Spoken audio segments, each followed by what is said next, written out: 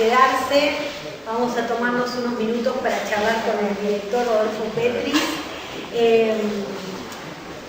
Bueno, vamos a empezar preguntándole a Rodolfo cómo nace la inquietud de este personaje Barsaschi. ¿Qué fue lo primero que te llamó la atención para embarcarte en semejante proyecto? No, lo primero que me llamó la atención de Barsaschi fue, bueno, primero cuando lo estudiaba en la facultad, ¿no? Yo estudié filosofía. Barsaschi, bueno, es una persona que estaba ligado al campo de la filosofía y de la ciencia, se veía lateralmente en la facultad del pensamiento, y me pareció un pensamiento disruptivo en términos de lo que es pensar la ciencia para nuestro país. Era algo que en su momento, cuando lo escuché, no era un discurso muy en boga. El tema de plantearse seriamente qué hacemos con la ciencia y para qué queremos la ciencia. En ese sentido, Barsaschi, los textos de Barsaschi tienen la potencia del cross a la mandíbula que decía Roberto Aro. Son textos tan escritos de manera muy sencilla, muy amena, pero que a su vez te conmueven. Puedes estar de acuerdo o no importa eso, pero sí te hace repensar las cosas. Digamos que ella tenía este interés en Barsaschi. Después, cuando hice periodismo de ciencia, cuando colaboraba con Página 12, bueno, escribía alguna nota sobre Barsaschi, y después, cuando entré en el mundo del documental, me parecía que era importante rescatar el pensamiento de Barsaschi para traerlo a la actualidad, tanto como espacio histórico, para una suerte de, a través de Barsaschi, conocer una época en nuestro país, y también porque creo que hay vigencia en el pensamiento de Barsaschi en la actualidad. Sin ser anacrónico, pasaron 55, 60 años, pero bueno, el contexto histórico es otro mundo que era en esa época, pero hay ciertas ideas núcleo ahí que me parece que es importante que sean dadas a conocer al gran público. Barsaschi es conocido en ámbitos académicos, en general, es una persona que está presente, pero la mayoría de la población no lo conoce. Así que un poco de claro, yo te quería preguntar, ¿qué lugar ocupa hoy Barsaschi dentro de la comunidad científica? O sea, ¿se lo estudia, se lo homenajea, se retoman sus ideas? ¿Hay algún científico o pensador que haya tomado, digamos, la posta de Barsaschi? ¿Qué pensás de eso? Mira, en general es heterogéneo el panorama científico en Argentina. Hay muchos investigadores que retoman y lo tienen a Barsaschi como una suerte de guía o faro a la hora de encarar su actividad. Después, puntualmente, hay un grupo que se conoce Pensamiento Latinoamericano en Ciencia, Tecnología y Sociedad, que articula una red de científicos que están presentes en todo el país, ¿no? Tanto científicos e investigadores, ¿no? De universidades o en el mismo CONICET también, ¿no? Que quieren traer a la actualidad el pensamiento de Barsaschi. Por supuesto, nuevamente lo mismo, sin anacronismo. Es decir, bueno, este fue un referente en lo que eran los campos de lo que se conocía como los campos de ciencia, tecnología y sociedad, ¿no? ¿Por qué no traemos este pensamiento y a partir de él pensamos propuestas concretas de cómo desarrollamos la ciencia? Así que sí, hay comunidades de científicos que lo tienen muy presente a Barsaschi. Después, por supuesto, que es otro tema, el tema es cómo se implementan las ideas. Pero bueno, digamos que están ellos en decir, bueno, tomemos ideas dentro de Barsaschi, criterio de importancia, fundamental, ¿no? Bueno, criterio de verdad, y a partir de eso pensar un programa científico a nivel nacional. La Red Plus, si bien enfatizan fuerte el pensamiento de Barsaschi, también les parece relevante el de Sadowski, el de Amílcar Herrera, el de Rolando García, que fue todo este grupo de científicos que se proponían pensar un proyecto de país, más allá de donde la ciencia no fuese un mero apéndice. Ellos consideraban que la ciencia era algo estructural para el desarrollo nacional en el marco de un proyecto nacional, de un estilo tecnológico, y ellos están muy preocupados en eso. Quizá, bueno, Barsaschi fue el más radical, ¿no? El más polémico, el más atrapante como personaje documental también, por estas otras características que tenía su personalidad, ¿no? Una película tan divertida, rica en recursos, a partir de un matemático, que uno piensa es algo tan abstracto, ¿no? Como, digo, plasmar la brillantez de un intelectual. Yo creo que vos lo lograste una película didáctica en el mejor sentido, como te comentaba recién. ¿Cómo ideaste los recursos para contar esta historia? Los recursos fueron saliendo un poco a medida que avanzaba la investigación también. Por supuesto que yo había investigado a Barsaschi y pensé en un guión, pero todo guión documental es una ficción, hasta que uno lo empieza a filmar. Yo voy a hacer tal cosa, no deja de ser una ficción más. Después se encuentra con el testimonio vivo. Y en ese ir buscando testimonios, si bien yo ya tenía algunos personas que las había pensado como que especialmente atractivas sobre la forma que tenían de hablar o de comunicar, me fui encontrando por un lado con gente muy interesante. Uno es el Carlos de Sena Figueiredo, que es una persona que a mí me cae muy bien y comunica muy bien. Otro puede ser, que yo, los sobrinos de Barsaski, ¿no? Que tienen un humor cordobés ahí muy irónico también, ¿no? Y digamos que, no, volviendo a eso, primero, a medida que iba avanzando en la investigación, como que algunos personajes me parecían más importantes que otros en términos de cómo comunicaban.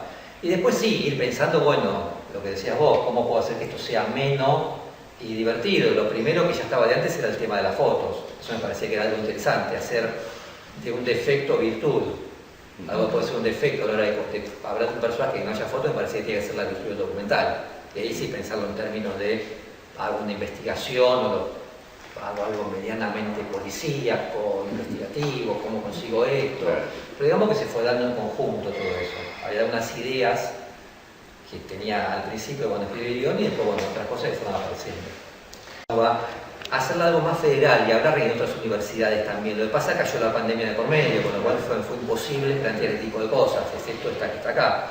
Pero también había una idea de decir, bueno, Barsaski, la UBA es central porque Barsaski surge en la UBA en alguna medida, pero también hay mucha gente que recoge su pensamiento en otras universidades, como en La Plata, por ejemplo, ¿no? Eso por suerte lo pude filmar antes de la pandemia, si no hubiese estado. Pero me hubiese gustado quizás en otras universidades. Pero bueno, ahí hubo una suerte de imposibilidad. También quería incluir el tema de la pandemia de por medio con los que están con el y aparte lo interesante es que vos, además de que en tu película viajás a ir encontrándote con tus personajes, estuviste haciendo una gira por universidades del país presentando esta película. Eso estuvo está muy bueno, ¿no? Sí, eso antes del estreno hubo una suerte de preestrenos en, no sé, habrá estado en 8 universidades. Estuviste en la de Cuyo, ¿no? Estuve en la de Cuyo, en la de San Juan, en la de Río Negro, en la de La Plata, en la Canesactas.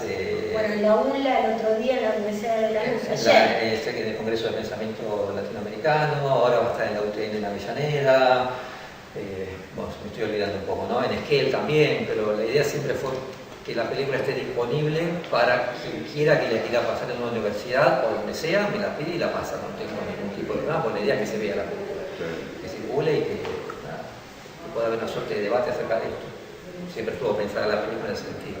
Sí, también la película plasma algo muy interesante que es como la estela que dejó él y la gente que conoció. Por ahí uno no se imagina que un científico deje una estela inolvidable. Las personas que lo conocieron acá en Brasil, en Venezuela, ¿no? Evidentemente era una persona que además de ser un científico brillante, era una persona generosa. Eso también es lo que me refirieron todos con los que hablé, o sea que los marcó profundamente, indudablemente. Y después el tema de lo polémico que era, el tema de que era muy discutidor, pero que no le quitaba ser muy humano y admitir al día siguiente, capaz que se discutía con uno y al día siguiente me le decía, che, tenías razón vos, me equivoqué yo. Eso me lo han dicho, ¿no? O sea, directamente, tenía ese carácter. Indudablemente, y sí, pero en general toda la gente lo marcó profundamente a Barsaski en su trayectoria humana y profesional. Me han hablado con mucha emoción de Barsaski. Se ve, por parte se ve en el documental. Después tengo 20 testimonios más que no están en el documental porque no entraban allá, ¿no? Pero en general siempre fueron con esa línea. Dosis esencial, que lo hacía que fuese proclive a las infecciones. O sea, esto es lo que sé, no sé exactamente las características de esa enfermedad, ¿no? Entonces, cualquier infección que quizás se trataría, que en la naturaleza se trataría muy bien o quizás para otro organismo no tendría problemas, a él le afectaba mucho. Y él creo que termina muriendo de una erisipela, que es una enfermedad de la piel, que no es muy grave, pero en este combo que tenía él, de esta enfermedad de base, le provocó la muerte. Me llamó mucho la atención donde un médico decía y daba todo un contexto y un sustento de esta idea de que hoy somos menos inteligentes de lo que éramos, por lo que comemos, por el tema de las redes sociales, de un montón de cosas. Digo, qué importante es hoy valorar el pensamiento abstracto y todo eso que construía, digamos, ciencia, o sea, novedad, crear un mundo a partir del pensamiento, ¿no? Cuando hoy la gente está como de TikTok Pero bueno, ese médico, les digo, lo vi en internet y me dio piel de gallina, porque realmente le decía por qué nuestro cerebro, digamos, está... No sé cómo... Estaría involucionando. Claro, como endurecido, sí, digamos, por las prácticas diarias constantes. No mueven el pensamiento, digamos, sino que reproducción, ¿no? Del mundo que tenemos, hacia dónde nos puede llevar. Quizás en una constante oferta de hacer algo en términos de pantalla, y eso quizás te quita tiempo para decir, bueno, reflexiono a partir de no tener un constante bombardeo ni visual ni auditivo en mi sentido. Quizás el sentido lo que se puede llegar a entender, ¿no? Quizás antes, bueno, uno tenía más tiempo libre para dedicarse a pensar desde otro punto de vista, no tanto en función de lo que me ofrecen visualmente los medios de comunicación, las pantallas y demás, ¿no? Pero bueno, es una idea en el aire, no habría que... De Barsaski, por supuesto, tenía mucho más para contar, pero esa persona perteneció a un círculo político, intelectual de la época muy interesante. Él colaboró con el gobierno de Allende antes del golpe de Estado, tuvo un programa que había cibernético para control y manejo de las empresas estatales que habían sido recuperadas por el Estado de Allende, ¿no? Del 70 al 73. Esa experiencia fue muy buena. Él se tomó el último avión que salió de Santiago de Chile el día del golpe, el último avión que despegó sin permiso de la torre de control, y estaba arriba, un vuelo de Air France, ¿no? Después, bueno, por supuesto colaboró con todo lo que fue en Perú el gobierno de Blasco Alvarado, también tiene una trayectoria en Brasil. Conoció mucha gente muy interesante. La serie, cuando será la serie de Barsaski, ¿por qué no? Para encuentros, para cinear, para contar. Pero es un lindo personaje ese cambio. Tengo una pregunta porque a mí me quedó también como, por ahí ustedes también. ¿Se conoció alguna afiliación política de Barsaski? Más allá de esa... O sea, tenía sus ideas como de izquierda, ¿no? Pero él perteneció o apoyó... Sí, fue, bueno, más allá de esa primera, cuando siendo joven fue parte del Partido Comunista, y después cuando tiene esa suerte de pelea con el Partido Comunista, que se va él y Spivakov, también se van juntos, ¿no? Era muy común eso. Después no tuvo ninguna adscripción partidaria a ningún partido político. Digamos que siempre se manejó una suerte de estar siempre, pero digamos que no se metió directamente pero básicamente él siempre se mantuvo un poco por fuera de eso, ¿no? Sí era del Partido Comunista, ¿no? Y después cuando decidió a partir de esa suerte de discusión, que tampoco me supieron decir exactamente bien en qué consistió, tuvo que ver con ciertas disputas quizás... Eso le pasó a muchos. Sí, de estar en contra de la línea orgánica del partido. Claro, o irse o que lo echen del Partido Comunista. Exactamente. Sí, pasaba eso. Exactamente, así que sí, para allá de eso no. Sí. Bueno, les agradecemos mucho por haberse quedado.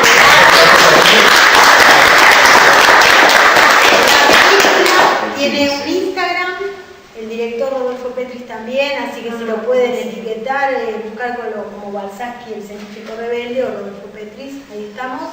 Y bueno, gracias por toda la difusión que puedan hacer, así la gente se entera que esta película existe. Bueno, gracias por venir. Gracias.